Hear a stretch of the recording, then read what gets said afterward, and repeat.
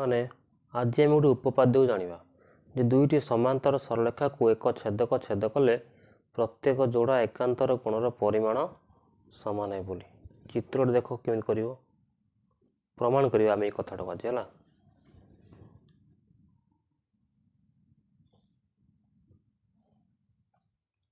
କାହିଁକି ଆମେ ଦୁଇଟା ସରଳରେଖା ନେଲେ? ଏଠି ଦେଇଛି ଦୁଇଟି ସମାନ୍ତର ସରଳରେଖା, ତେଣୁ ଏ ଦୁଇଟି ହେଉଛନ୍ତି କ'ଣ ନା ସମାନ୍ତର ସରଳ ରେଖା। ଏକ ଛେଦକ, ଗୋଟେ ଛେଦ କେମିତି କାଟିବ ଯାହା ଏଠି ଦେଇଛି ସେ ଅନୁସାରେ ଆମେ ଚିତ୍ରଟି କରିବା। ଏକ ଛେଦକ ଛେଦ କଲା, ପ୍ରତ୍ୟେକ ଯୋଡ଼ା ଏକାନ୍ତର କୋଣ, ଏକାନ୍ତର କୋଣ ଯୋଡ଼ା କିଏ?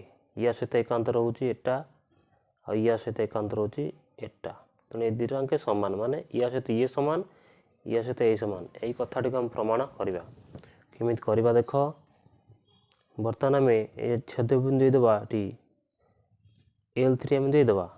ଏ ଯେଉଁ L3ଟା ଆସିଲା L1କୁ ଏଇ ଛେଦ କଲା, ଏ ଛେଦବିନ୍ଦୁ ନାଁ ଗୋଟେ ଦେଇଦେବା, ଆମେ କ'ଣ ଦେଇଦେବା ଧର P ଦେଲେ, ଏ ଛେଦବିନ୍ଦୁ ନାଁ କ'ଣ ଦେଇଦେବା ଧର Q ଦେଇଦେଲେ ହେଲା। ବର୍ତ୍ତମାନ ଏକୁ ଦେବା ଆମେ ଦତ୍ତ ଲେଖିବା, କାରଣ ତୁମେ ଜାଣିଥିବ ପ୍ରମାଣ କଲାବେଳେ ଆମକୁ ଦତ୍ତ ଲେଖିବାକୁ ପଡ଼େ। ଚିତ୍ର ପରେ ଦତ୍ତ, ଦତ୍ତ କ'ଣ ଲେଖିବ ନା L1 ପାରାଲାଲ L2 ଆଉ L3 ଏକ ଛେଦକ ଯାହା L1 ଓ L2କୁ P ଓ Q ବିନ୍ଦୁରେ ଛେଦ କରେ, ବିନ୍ଦୁରେ ଛେଦ କରୁଛି, ଛେଦ କରୁଛି ଲେଖିଦେଲ। ପ୍ରାମାଣ୍ୟ, ପ୍ରାମାଣ୍ୟ କ'ଣ? ଯେଉଁଟାକୁ ପ୍ରମାଣ କରିବାକୁ ହେବ। କେଉଁଟା ପ୍ରମାଣ କରିବାକୁ ହେବ ଏଠି ନା ପ୍ରତ୍ୟେକ ଯୋଡ଼ା ଏକାନ୍ତର କୋଣର ପରିମାଣ ସମାନ, ପ୍ରତ୍ୟେକ ଯୋଡ଼ା ଏକାନ୍ତର କୋଣର ପରିମାଣ ସମାନ। ଏଠି ଏକାନ୍ତର କୋଣ କେଉଁଟା? ଏଟା ଆଉ ଏଟା, ଏଟା ଆଉ ଏଟା, ୟା ନାଁ ଦେଇଦେବା 1 2 3 ଓ 4। ତାହେଲେ ଏକାନ୍ତର କୋଣ କି 1 ଆଉ 4 ସମାନ, 1 ସହିତ ଆମେ 4କୁ ସମାନ କରିବା ଆଉ 2 ସହିତ ଆମେ 3କୁ ସମାନ କରିବା, 2 ସହିତ ଆମେ କ'ଣ କରିବା 3କୁ ଆମେ ସମାନ କରିବା। ଏତିକି ଆମେ ପ୍ରମାଣ କରିକି ଦେଖେଇବା ତାକୁ। ମୋତେ ବର୍ତ୍ତମାନ ପ୍ରମାଣକୁ ଚାଲ, ପ୍ରମାଣ ଆମେ କେମିତି କରିବା ସେଇଟା ହେଉଛି ବର୍ତ୍ତମାନ ଆମ ପାଇଁ ଗୁରୁତ୍ୱପୂର୍ଣ୍ଣ କଥା। ପିଲାମାନେ ଏଇ ଲକ୍ଷ୍ୟ କର ଚିତ୍ରରେ ଏ ଯେଉଁ 1 2 3 4 ଆମେ କ'ଣ ନେଇଛନ୍ତି, ଏଇଟା ଗୋଟେ 5 ନେଇଯାଅ ହେଲା, ନେଇଗଲା। ଲକ୍ଷ୍ୟ କର ବର୍ତ୍ତମାନ ପାଇଁ ଏ ଯେଉଁ 1 କୋଣ ଆଉ 5 କୋଣ, ଏ ଦୁଇଟା ପିଲାମାନେ କ'ଣ ସମାନ କି ସମାନ ନୁହେଁ? ଜାଣିଛନ୍ତି ଆମେ ସମାନ। କାହିଁକି ପିଲାମାନେ ସମାନ? କାହିଁକି ସମାନ? 1 ସହିତ 5ଟା କାହିଁକି ସମାନ ନା ବର୍ତ୍ତମାନ ଇଏ ଗୋଟେ ସରଳରେଖା, ଇଏ ଗୋଟେ ସରଳରେଖା ଛେଦ କଲେ, ଛେଦ କଲେ ଲେଖିଦେବା ଏଇଠି ଯେ L1 ଆଉ L3 ପରସ୍ପରକୁ ଛେଦ P ଛେଦ କଲେ, L1 ଓ L3 ପରସ୍ପରକୁ କେଉଁ ବିନ୍ଦୁରେ ଛେଦ କଲେ? P ବିନ୍ଦୁରେ,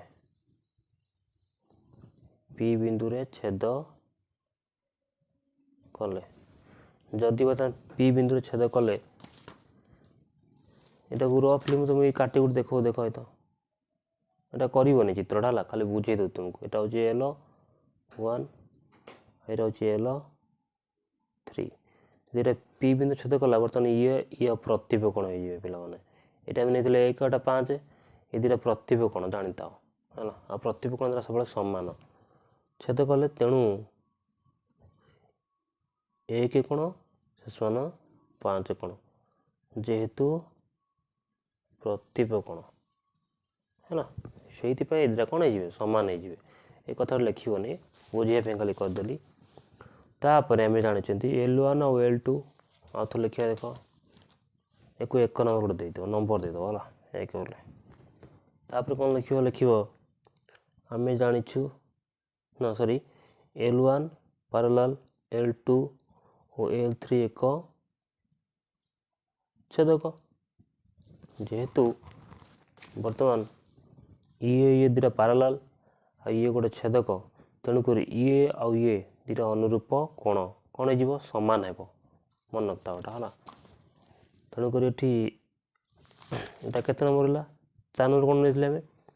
ଏଇଟାକୁ ନେଇଥିଲେ 5 ନମ୍ବର କୋଣ, ଏ ଦୁଇଟାଙ୍କ ସମାନ ହେବ। କାହିଁକି ସମାନ ହେବ ନା ଯେହେତୁ ଏ ଦୁଇଟା ସମାନ୍ତର ସରଳ ରେଖା, मन रखिथा जदि दुईटा सरलरेखा समांतर हुए आम गोटे छेद केमी काटती ताले ये जो अनुरूप कोण दुईटा परिमाण सामान है देखुन तुम भी जो हुंडा मूल्य देख देखनी ये जिमी देखा सीमी देखा ना देखनी देखा हुंडा मूल्य बलदिया मेथड देखा माने मूर्ख भाया देखा ताल भी दुईटा कौन देख देख तो सामान साइज देखा तेणुक दुटा कौन परिमाण कौन हो सामान तेणु आम सी बलदिया मेथड आड़ को न जावा ताल भी आम देखले भी गाणितिक भाषा कौन करवा जेतु दुईटा रेखा समांतर गोटे छेदक छेद कर तेणु अनुरूप कोण दुईटा कौन होती सामान हो तेणु से दृष्टि 5 और 4 सामान पे लिख 5 कोण से समान 4 कोण या 2 नंबर है पे देखनी 1 नंबर कौन अच्छी 1 सहित 5 सामान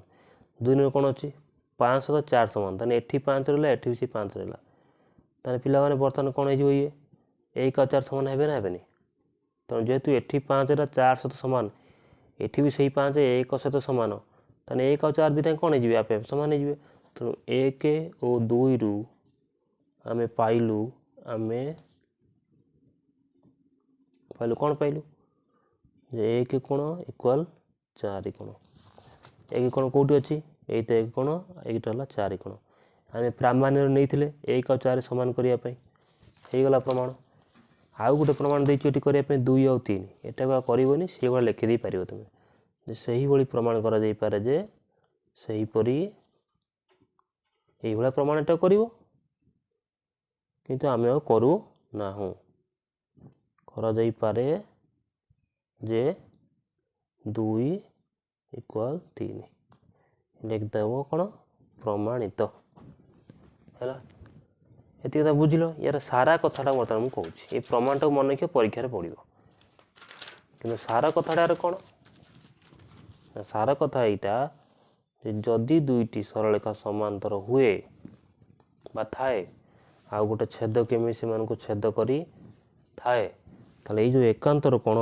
सृष्टि हे से सामान हे एपटा या सहित कौन हो सामान हम ताने परीक्षा जदि आसे धरा जाऊ यहीटा है 60 डिग्री कोण ताले पटा केते हम पिला माने ये भी से 60 डिग्री हम यही कथाटा मुख्य कथा बुझल एकांतर कोण दुटार परिमाण कौन ना सामान हे से भाई एपट द्वारा एकांतर कोण भी सामान हे ये केते 120 ये भी से 120 तुमको गोटे हिसाब करिए पड़ोनी कि जाच एकांतर कोण द्वारा सामान तेणु या सहित एकांतर किए एपटा या सहित एकांतर कोण किए एपटा तेणुक ये जहाँ हम ये सैया हम ये भी जहाँ हम ये भी सैया हम ठीक से भाई जब आउ गोटे आम ना धर जो एमती सरलरेखा अच्छी एमती गोटे छेद कला धर जो बर्तमान यहीटा है 50 डिग्री तेन ये केते एकांतर कोण ये सहित ये एकांतर ये भी से 50 डिग्री हो ये हम 130 डिग्री एपटा भी से 130 हम